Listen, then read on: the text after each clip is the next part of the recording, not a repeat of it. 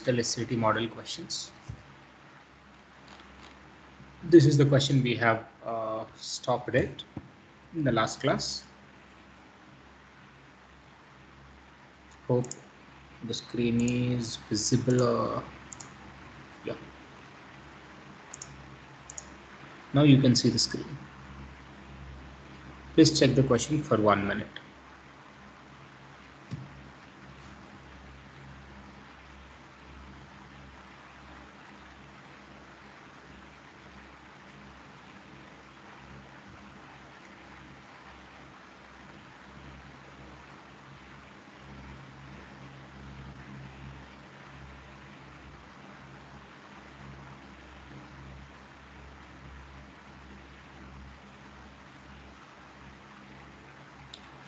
And check the options, and then we will have a discussion.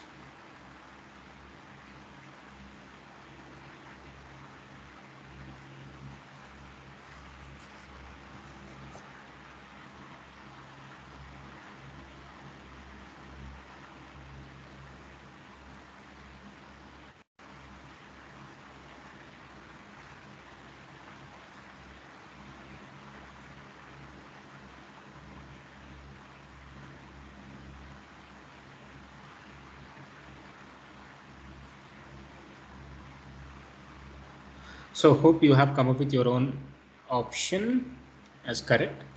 Let's understand the paragraph first, and then we will discuss why each of the options, whether correct or wrong. Okay. So West Texas Intermediate is grade or mix of crude oil. It is also benchmark for trading US crude oil, which is one of the most heavily traded items in the international commodities markets. Okay, for example, there is a crude oil, different kinds of crude oils that generally we can see. So West Texas Intermediate is a specific type of crude oil, just like different sort of juices you can see in the market. So, and it is also the benchmark for trading US crude oil, which is one of the most heavily traded items in international commodities markets. Okay. WTI, West Texas Intermediate, used as a standard or reference for pricing and trading oil in the United States. So similar to how the price of different sorts of commodities might be used to decide how much the commodity costs in the market. West Texas Intermediate is very popular and bought and sold a lot worldwide, just like how many people buy and sell other commodities or fruits or something of that sort.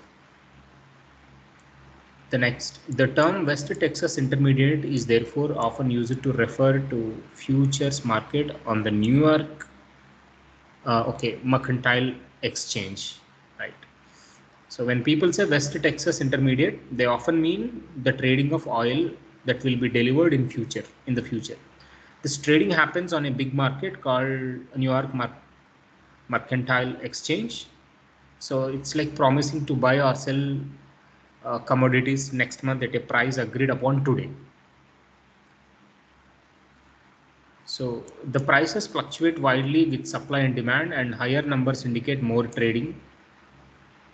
The price of West Texas Intermediate oil goes up and down a lot depending on how much oil is available and how many people want it. If many people want to buy it, the price goes up and more trading happens. It's like if everyone suddenly wants only a particular commodity, its price might go up and lots of people would start buying and selling it, right? Just like that. While the index for the trading was at around 90 at the end of October 2022, it actually fell around the median value for the year. Okay, so at the end of October 2022, the price index of West Texas Intermediate oil was about 90, but then it dropped to an average level for the year. It's like if the price of a particular commodity was high on October, but then dropped to more normal price after that, right? So March 2022 had the highest index of around 120 and the lowest index was curiously the end of the September. Okay, in March 2022, the price index was the highest for the year at about 120, but strangely, the lowest price was before October, at the end of the September. It's like if a commodity was the most expensive in March, but then became cheapest in September. Right, let's understand the question now.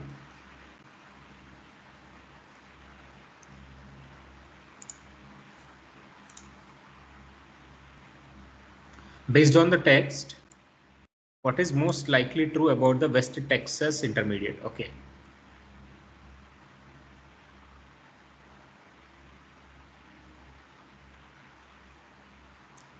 The amount of trading increased throughout 2022.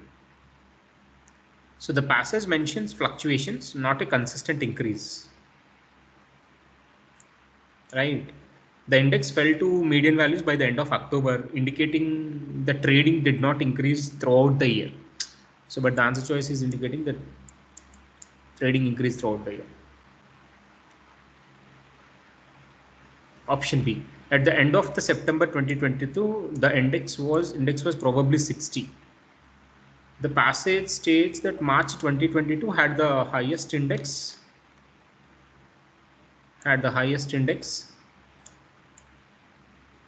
right? And the lowest index was curiously at the end of the September. This means the price was lowest in September. And it suggests that the index was around 60 at the end of the September, which is likely true because the passage says it was the lowest there. Yeah, the lowest. You can't eliminate this.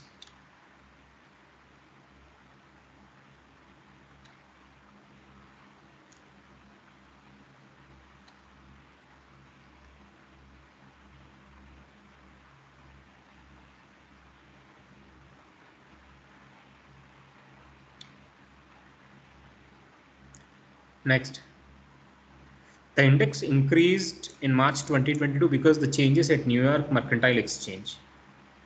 So the passage doesn't say why the index increased in March. It just mentioned the March had the highest index. There is no mention of any specific changes at the New York Mercantile Exchange causing this. There is no such reason given. The index dropped below 20 many times due to low demand for the crude oil, right?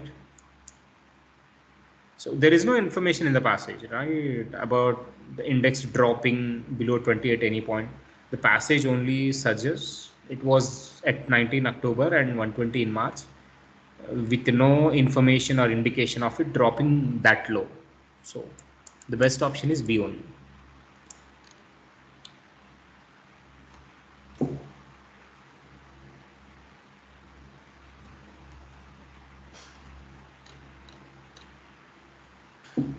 Please check the next 14 question.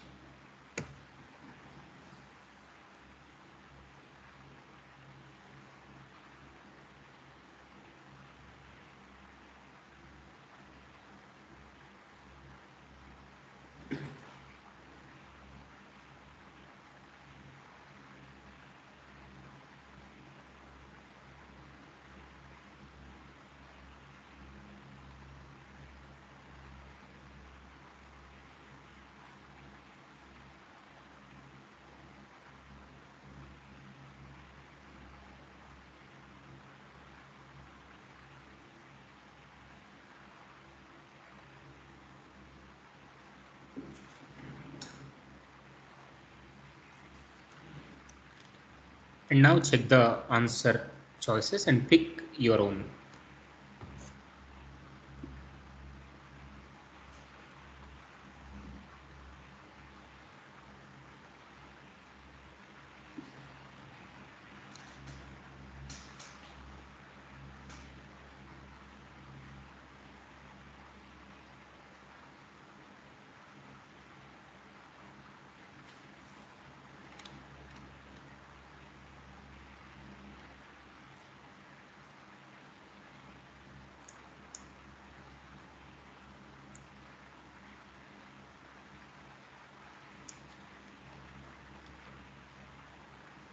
Right.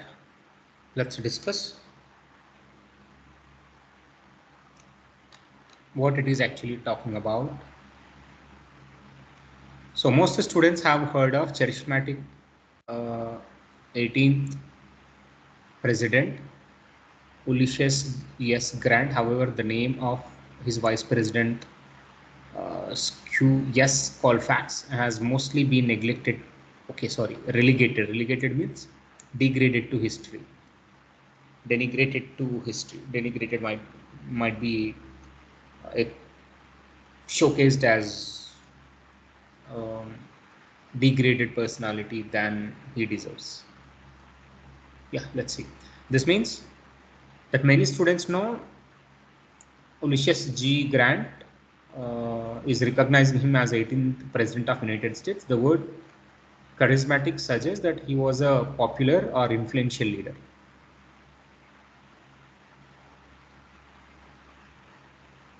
So, and relegated to history means, the passage actually contrasts Ulysses S. Grant's fame with the relative obscurity, relative understanding of S. Colfax, who was his vice president. Relegated to history means the most people don't remember Colfax or consider him important today. He was not considered as an important figure in the history these days. In reality, he played an important role in passing the 13th Amendment, which abolished slavery. So, despite being mostly forgotten, yes, Colfax had a significant role in getting the 13th Amendment passed. The 13th Amendment is the law that ended slavery in the United States. Okay. So not only did he actively promote his abolitionist views, but he also voted in favor of amendment when it came before the House of Representatives. So Colfax was strong supporter of ending slavery and abolitionist, and he not only advocated, supported for it, but also personally voted for the 13th Amendment when it was up for a vote in the House of Representatives. So when it had come for discussion in the Parliament, right, in the House, so he voted to support that abolition of slavery kind of amendment. His decision to vote was notable since Speaker of House typically remains silent except in case of a tie. So this paragraph is explaining why Colfax's vote was particularly important. Normally, the Speaker of the House, which was his role at the time, right, doesn't vote unless there is a tie. Colfax voting indicated something unusual or significant, right? In that time, Colfax voting has become so important. The passage implies Colfax vote for 13th Amendment was so important. Occur because there was a tie in the House of Representatives. This option suggests that the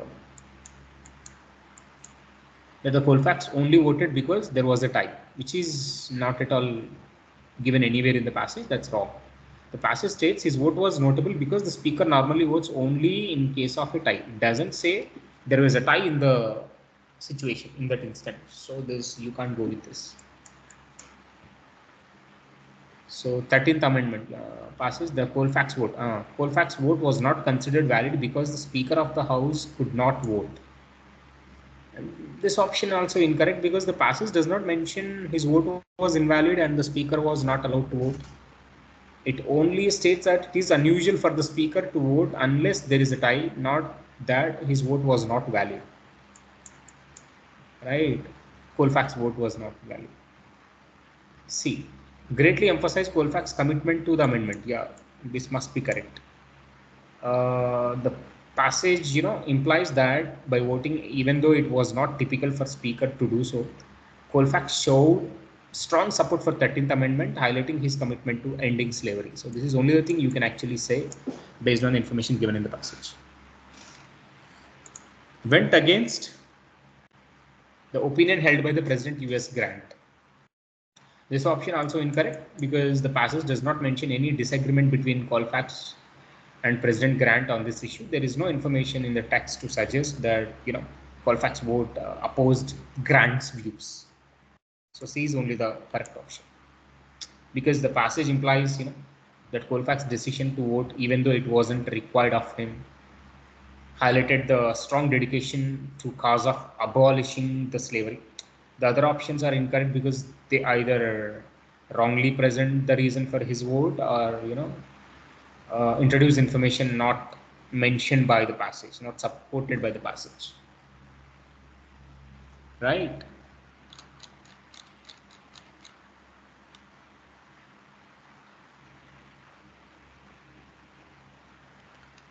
Please check these two questions.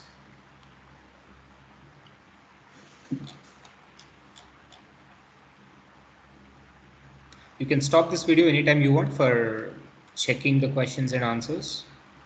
Okay.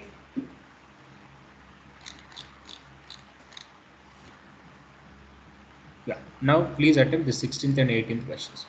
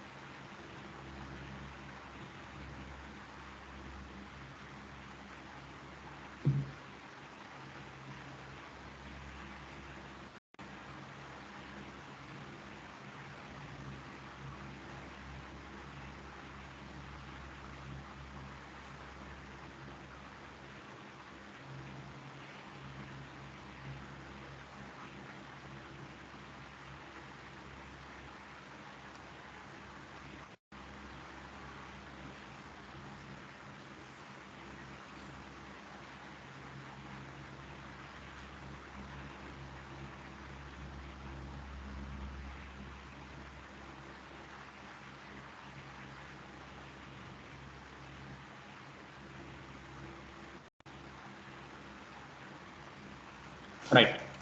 When Eric Canal was opened in 1825, it was 40 feet wide and 4 feet deep. Over half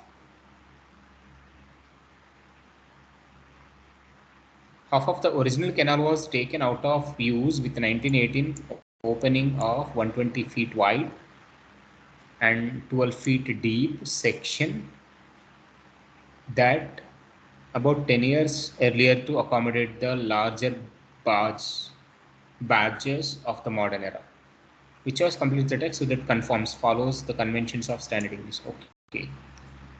So it is in the past tense, and I need some passive voice. You can't read had designed. Had designed means somebody must have designed it. So there is no such information. So it must be at least, there must be at least was designed. Is designed is in present tense. So this is only the one correct. Right. Pottery and ceramics are interchangeable words. They both refer to objects which are made from clay that is heated to make it harder. Earthenware. Okay, earthenware is pottery that is baked at low temperature. The result is porous and brittle. Earthenware is often glazed to enhance its durability. It stands for earthenware.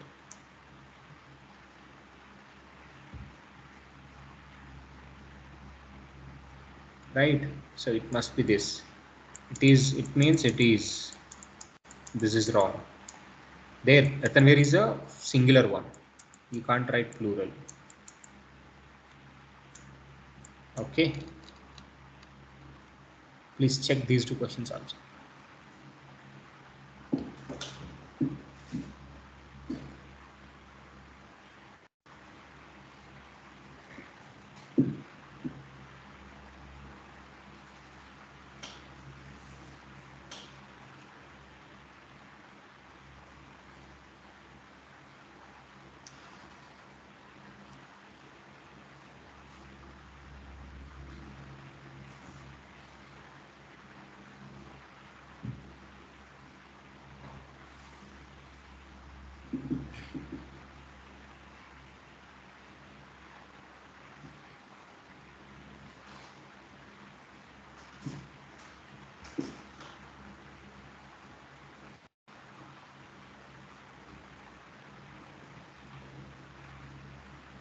Right.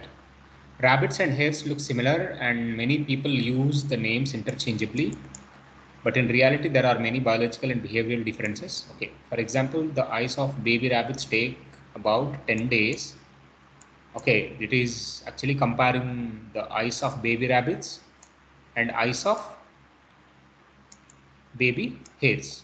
So you need to have information about eyes of baby hares. Longer than, right? Longer than is okay, but I need eyes of again. Longer than eyes of baby hairs. This would be correct, but these are longer than those. Yes, those stands for eyes of baby hairs. C must be the correct. Clear, buddies. Instead of avoiding the repetition, instead of repeating the words like eyes of, you can simply write those of. The comparison is between eyes of baby rabbits and eyes of baby hares.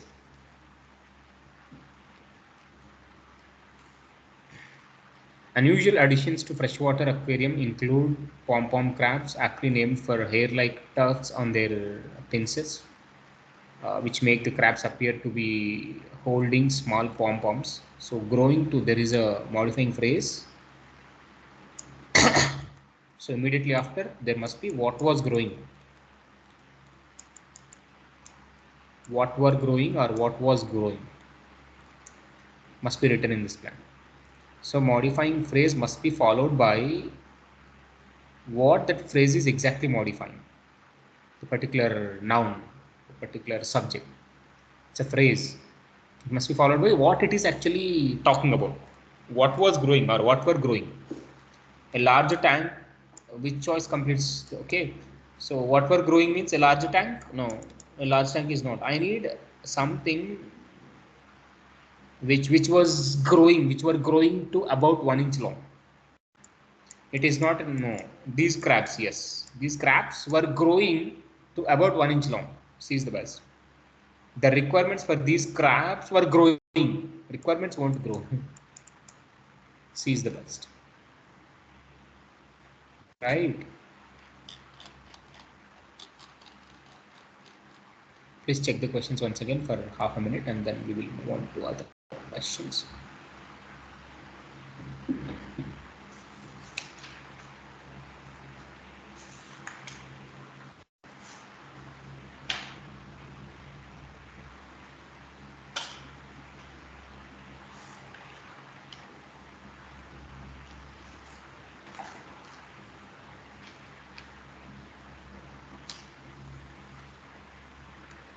Yeah. We already discussed this in the last class. We have even finished this in the last class. Yeah. Please check this. Please check the eighth question, that is paragraph. Please understand this paragraph for 1 minute.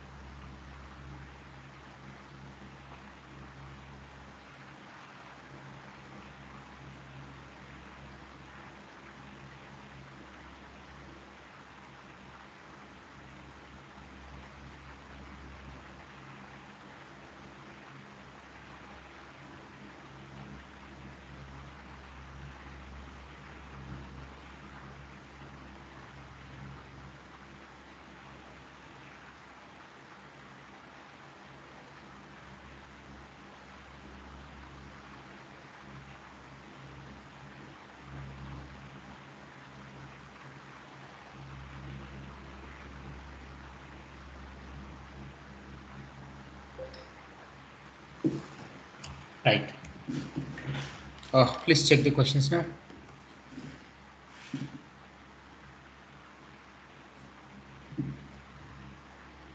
The questions have not been given in order in this PDF.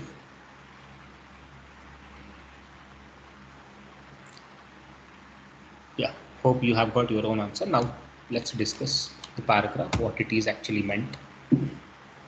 Chili is a spice, a fruit widely grown around the world that is recognized for its nutritional and medicinal properties and economic value.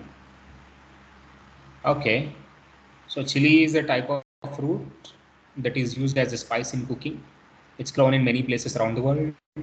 People value chili not only because it can add flavor to food, right, but also because it has health benefits, nutritional and medicinal properties. Additionally, chili is important for economy because it can be sold as a part of business for profit, right? In Benin, chili is the second cash gardening crop after the tomato. So in the country, Benin, chili is the second most important crop grown for selling and marketing, selling and making money, with the tomatoes being the most important. After tomato, this is most, money making product, money fetching product.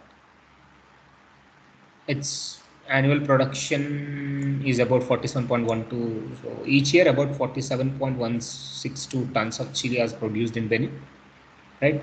Pepper plants produce the compound capsaicin possibly to deter mammalian herbivores. Okay, mammalian herbivores are going to be deterred, stopped. So pepper plants, which include chili, create chemical called capsaicin, capsaicin, capsaicin. Okay, capsaicin. This chemical might be a defense mechanism to keep animals, which are mammals that eat plants known as herbivores. So might be a defense mechanism to keep animals from eating the chili.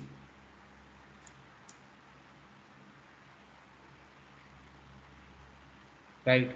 In Benin, chili pepper is grown only for food, partially in the cultivable lands of the coastal areas where soil salinity and water irrigation can negatively affect the quantity and quality of the crop, right, and may also have strong influence on the concentration bioactive compounds vegetables. Okay, in Benin, chili peppers are grown mainly as food in the areas near the coast where the land is farmable, where the land is, suitable for farming. However, the salty soil and the way water is used for irrigation can reduce how much chili is grown, the productivity of chili, and the quality of it. These factors might also change the levels of important chemicals in the vegetables that can actually affect the health. So according to what is the reason that the chili plant evolved to contain capsaicin in the fruit? So it adds flavor to human food dishes. So that's the reason. No, the passage says that chili is used in food, but it doesn't suggest that the chili plant evolved to contain capsaicin for this reason. Capsaicin primary function is not related to, flavoring human food. Next, it is a part of herbal medicine remedies. So while the passage notes that chili has medicinal properties, it doesn't say that the plant evolved to produce capsaicin for medicinal purposes, right? This option, confuses the use of chili by humans with the plant's evolutionary reasons.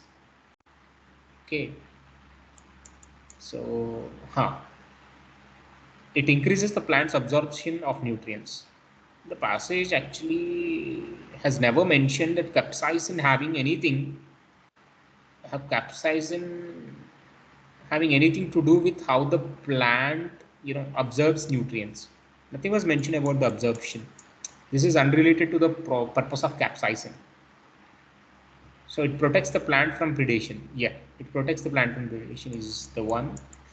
The passage indirectly, directly states the capsaicin might stop mammalian herbivores, animals that eat plants. This suggests that the chili plant evolved to produce capsaicin as a defense mechanism to protect itself from being eaten by the other mammals. Okay, so this is D. D is the correct option. Please check it.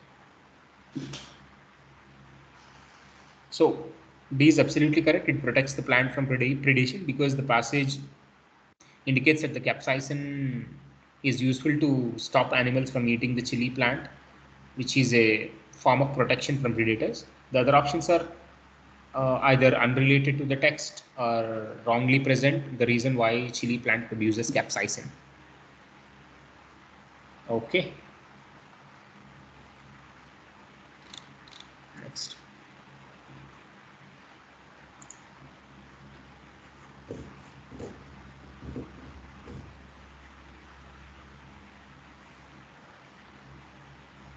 Please understand this next paragraph. The following text is adapted, extracted from Herman Melville's 1851 novel Moby Dick or the Whale.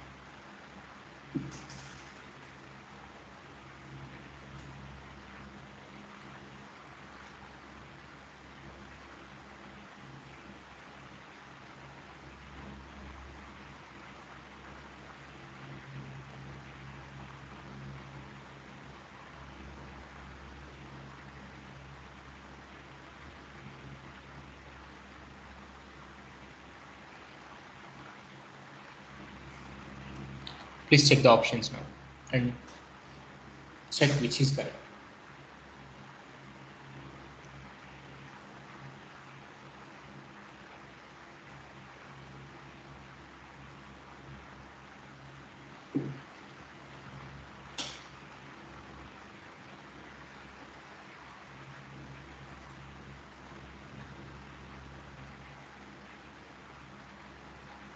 Right, let's understand this.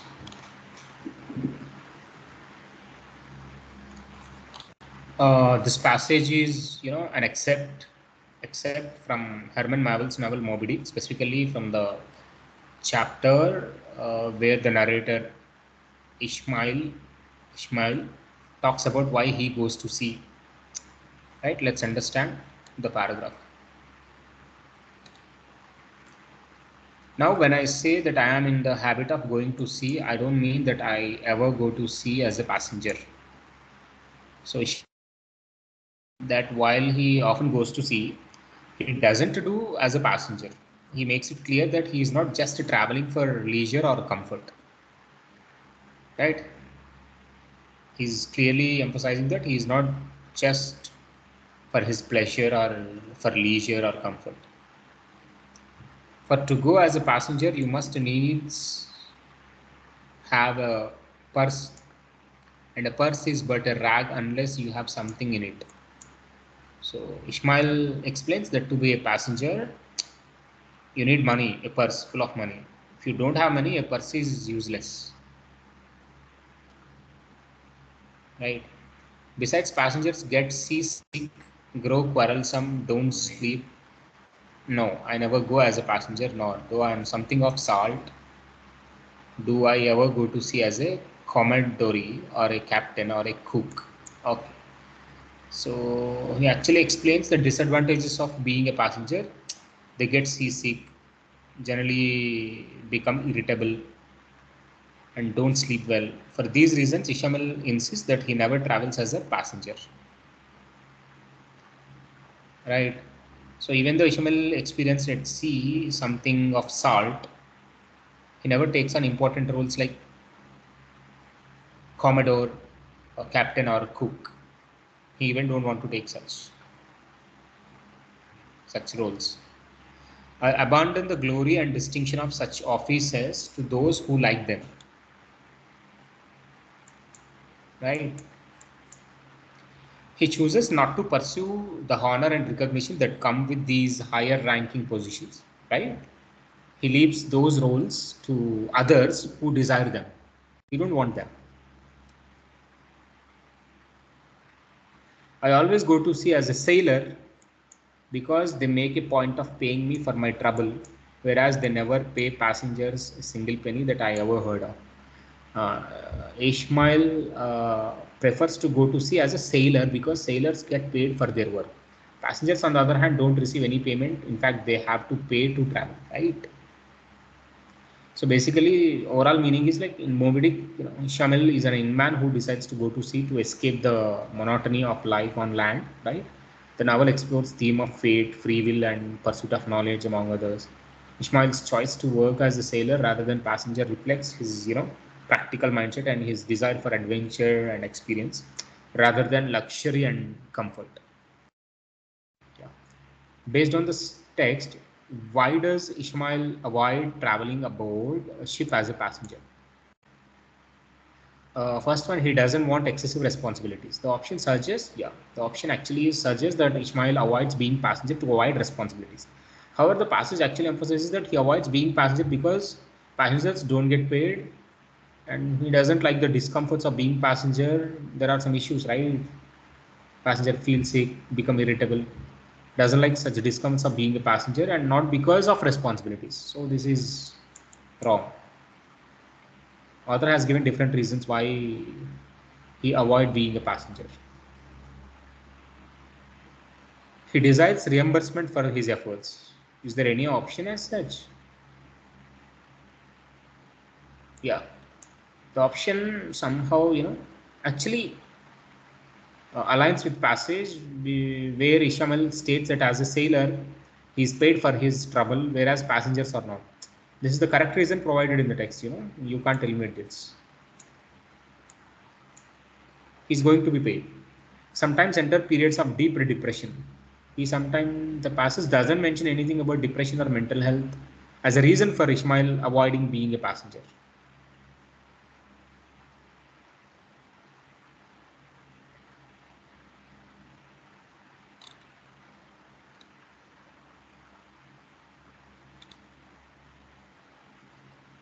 Seasick, quarrelsome, don't sleep. There is no such information like depression. Deep depressions, very strong.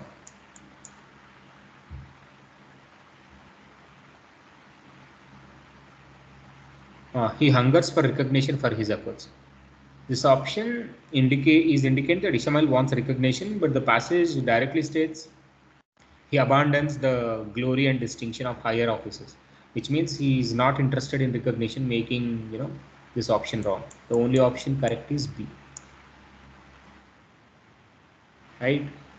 So because the passage clearly indicates that Ishmael prefers to be a sailor because he is paid for his work, unlike passengers who receive no payment, right?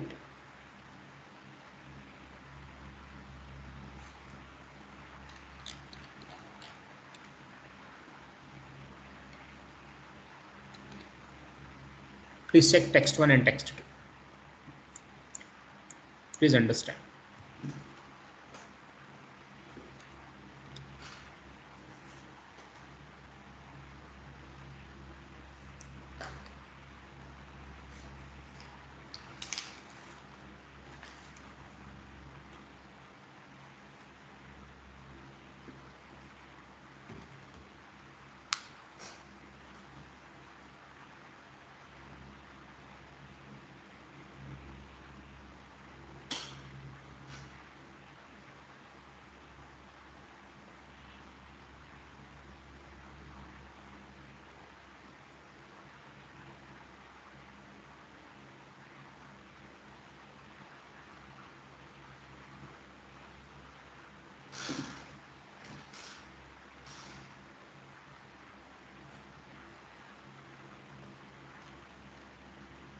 Check the options now.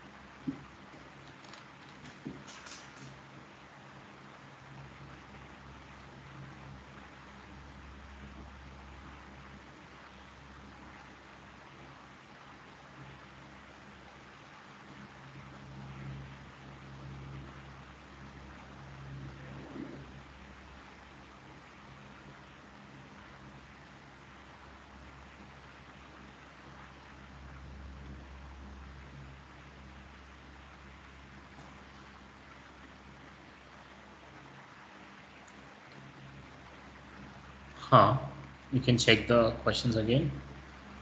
I mean, the options along with the question again.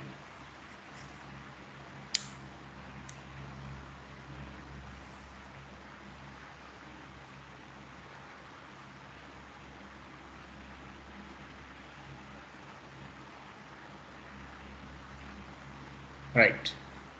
Let's understand both the texts.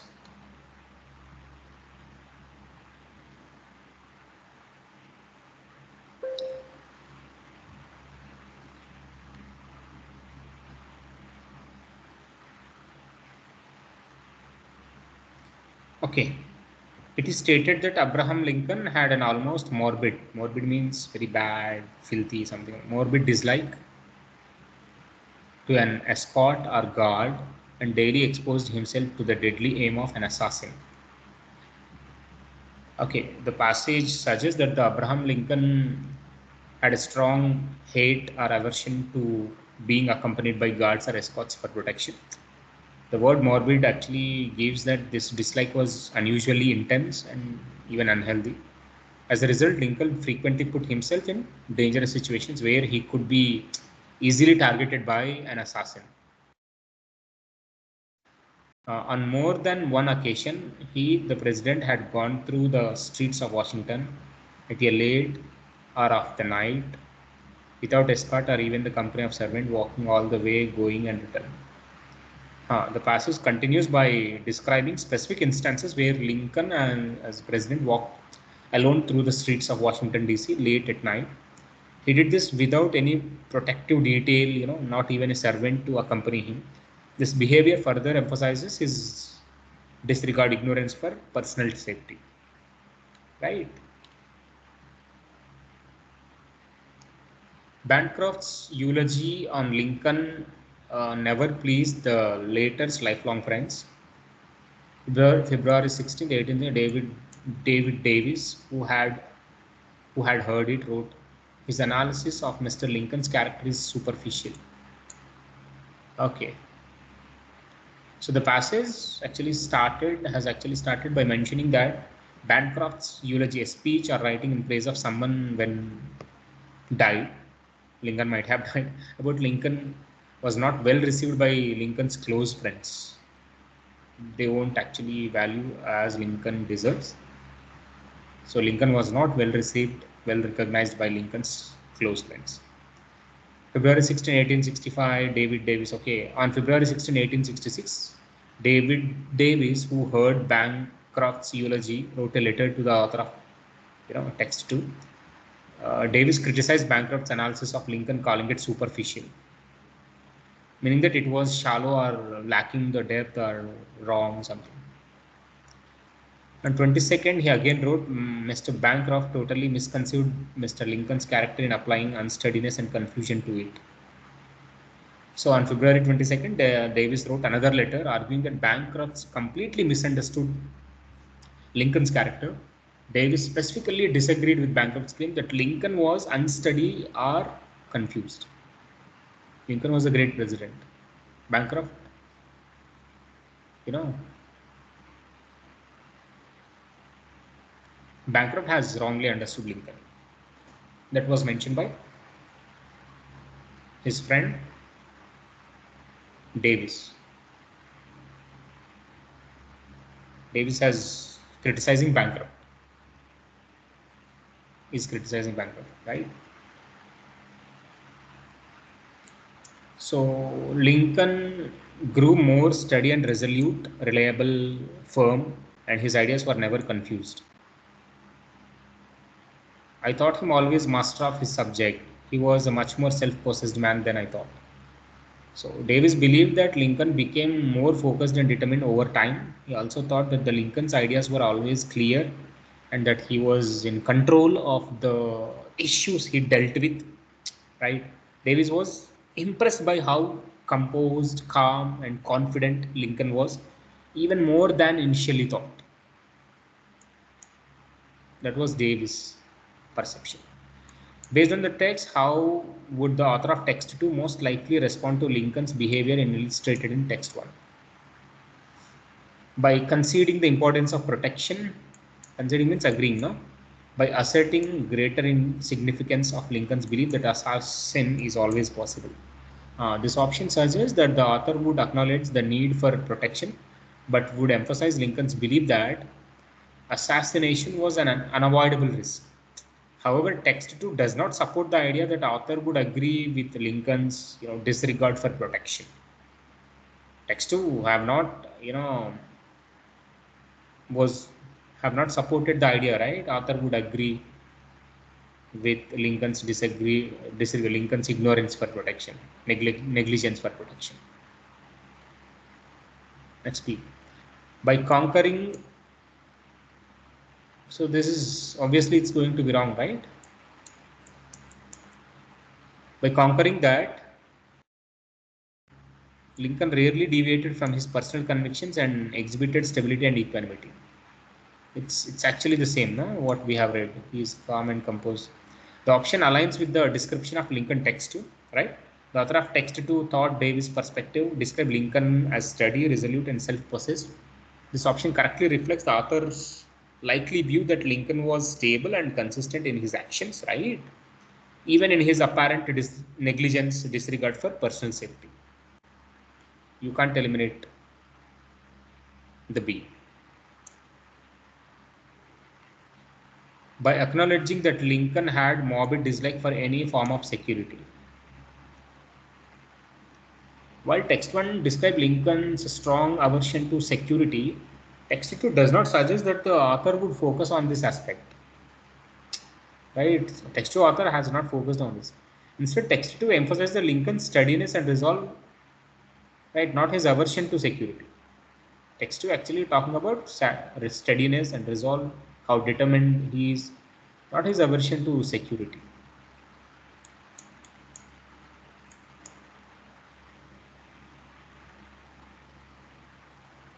By challenging the supposition that Lincoln consistently exposed himself to the deadly aim of an assassin. So the option suggests that the author of the text 2 would disagree with the claim that Lincoln repeatedly put himself in danger. However, text 2 does not provide any reason or evidence that the author would challenge this idea. Instead, the focus is on Lincoln's character and resolve. Right, buddy? So B is the best.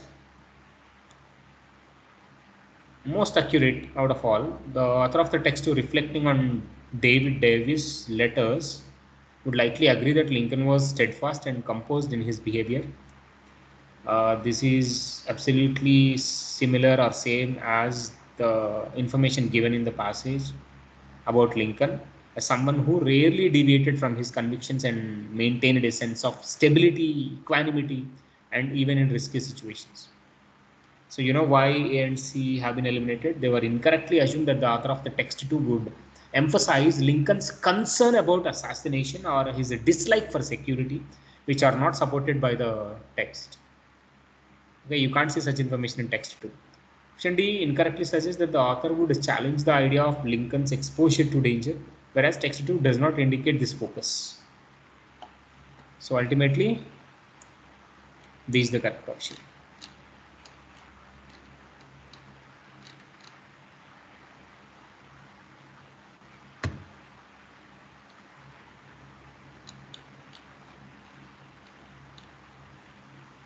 Let's check this.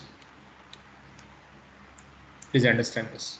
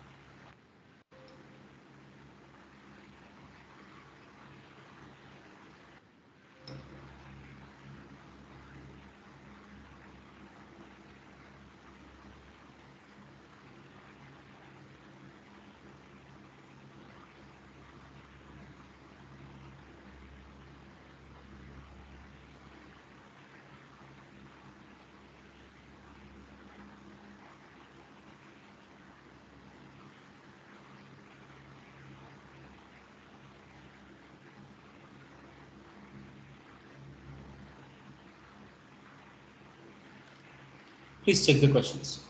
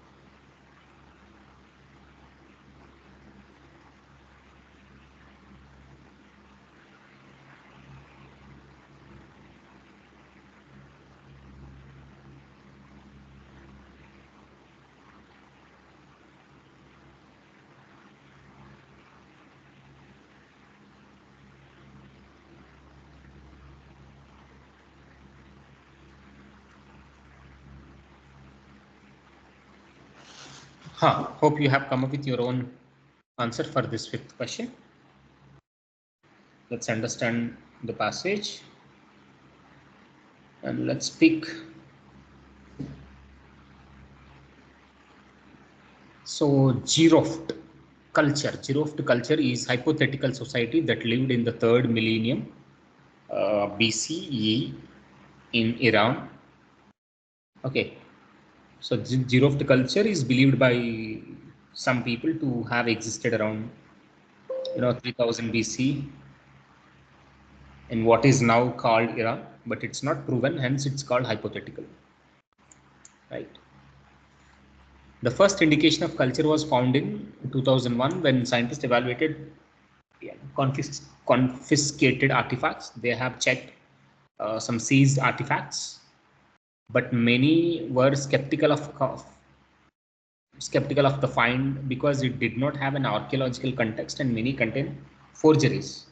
So in 2001, some artifacts were discovered that were believed to be connected to Giroft culture. However, these artifacts were found outside a proper archaeological site, which means they were not evacuated in a controlled dig, which raises questions about their authenticity. Because of this, many scientists doubted whether these artifacts were genuine or related to the Giroft culture.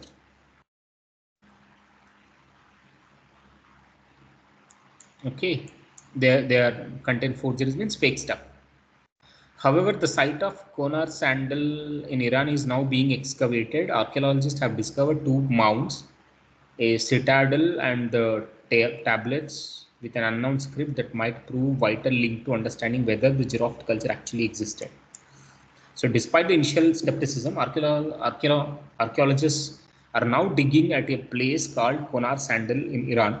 They have found significant structures, two mounds and citadel, and tablets with a script that no one has identified yet.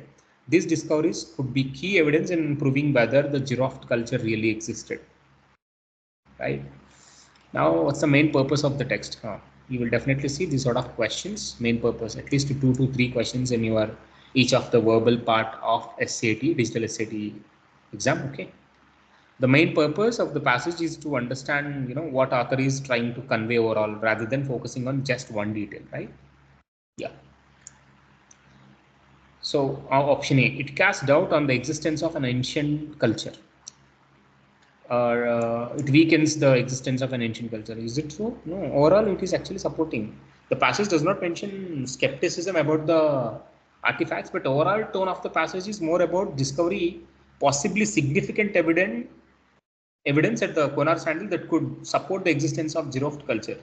So, not just doubting it, not just weakening the idea that it hasn't existed. Giroft culture existence. So this is absolutely wrong, because the passage moves from doubt to the possibility of confirmation in the end of the paragraph, right? So this option only captures part of the story, not main purpose.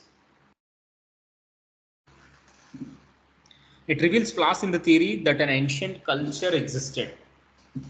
It's also narrow in scope, right?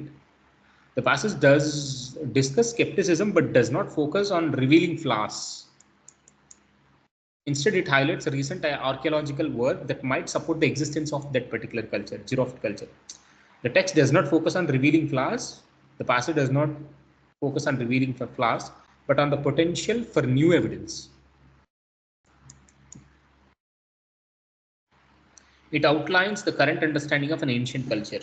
Of course, this must be correct. Oral meaning is in line with this. This option is the most accurate because the passage starts with the initial skepticism, initial doubt, unconvincing about the artifacts, but then moves on to discuss new findings that could provide necessary evidence for the Giroft culture existence. The passage outlines the progression from doubt to a potentially or possibly important discovery that confirms Giroft culture. Why it is correct? The passage provides an overview of what is currently known or not known about the Giroft culture and the efforts to uncover more evidence. Right? So keep this C aside. You can't eliminate this. It presents incompatible findings regarding an ancient culture. Throughout the passage is about incompatible findings. No. The findings discussed in the passage are not incompatible. They are part of an ongoing investigation that could support the existence of the giraffe culture. The passage does not present contradictory or incompatible findings, just a progression from doubt to potential confirmation. So D is also wrong. C is the best. Why is C best? This option best captures the passage focus on moving from initial skepticism, initial doubt to the possible confirmation of giraffe culture existence based on new archaeological discoveries. So C is the best. Yeah. Check the sixth one.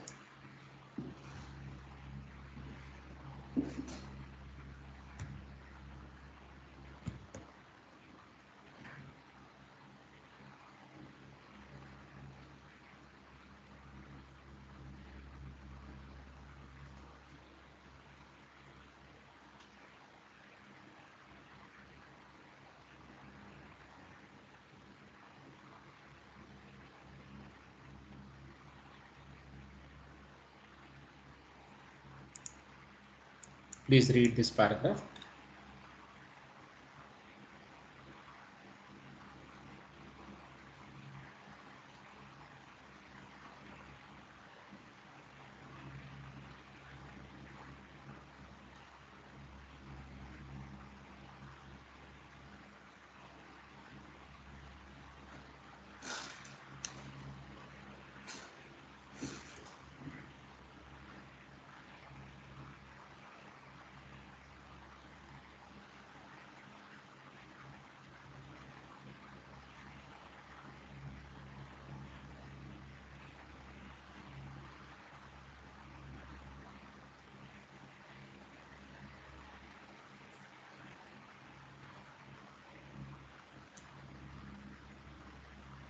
You can check the answer choices.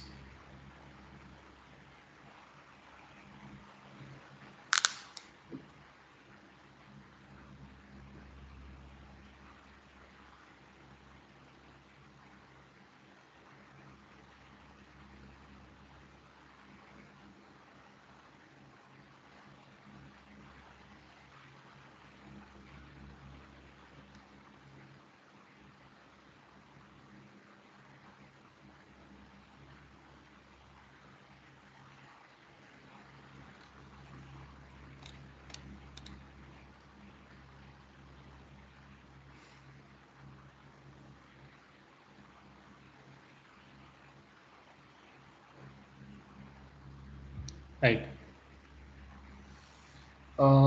The passage provided is from Virginia Woolf's 1922 novel, Jacob's Room. Okay, let's understand the related paragraph given. The house was flat, dark, and silent. Jacob was at home, engaged upon a chess problem. The house where Jacob is staying has very quiet and still atmosphere. It is described as flat, dark, and silent, which sets a somber and isolated tone, right? Jacob was at home, engaged upon a chess problem, the board being on a stool between his knees. Jacob is at home, focused on solving a chess problem, right? The chessboard is placed on a stool between his knees, suggesting he is deeply immersed in the game, right? Yeah. On one hand, fingering the hair at the back of his head. So while thinking, Jacob is absent-mindedly playing with the hair at the back of his head, a gesture that often indicates deep thought or concentration, right? He slowly brought it forward and raised the white queen from her square, then put her down again on the same spot. So Jacob carefully moves the white queen piece on the chessboard, but after considering his move, he places it back on the same position.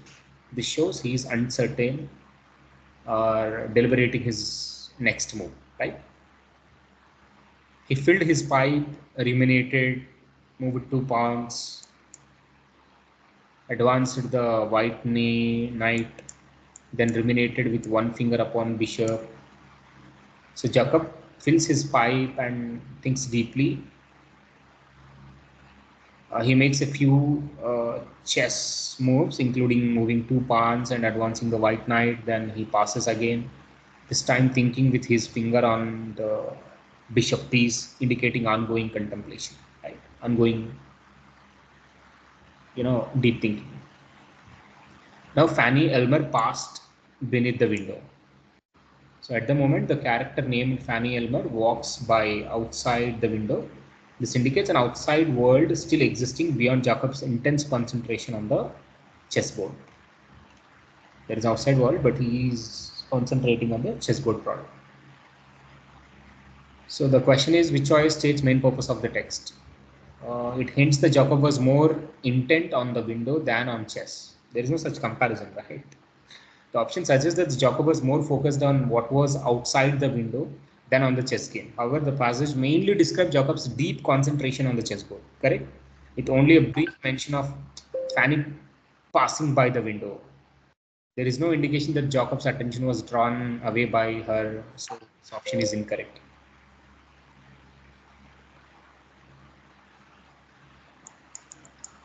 So, second option, it emphasizes Jacob's desire to improve his chess skills. There is no such information, frankly. Let's see. This option suggests that the passage highlights Jacob's wish to become better at chess. However, the text doesn't directly indicate that Jacob is playing to improve his skills. It rather shows his deep engagement and thought process while playing. While this is related to his chess skills, the passage doesn't emphasize the desire for improvement, so this option is not the best one. It shows the intensity with which Jacob concentrated. This is the right one. Right? The passage primarily focuses on Jacob's deep concentration on the chess game. Correct? It details his every move and thought process, indicating his intense focus on the game. The language used, the ruminated, moved, advanced, all point to his observed, engrossing, observed state of mind. It establishes that Jacob and Fanny had quarrel. No. There is purely out of scope information. No, the option suggests that the passage sets up the idea that Jacob and Fanny had an argument or fight. However, there is no evidence of this in the text. Fanny is only mentioned in passing as she walks by the window. There is no indication of relationship or quarrel between her and Jacob in this passage. Therefore, this option is absolutely incorrect. The right option is C only. Any doubt in this?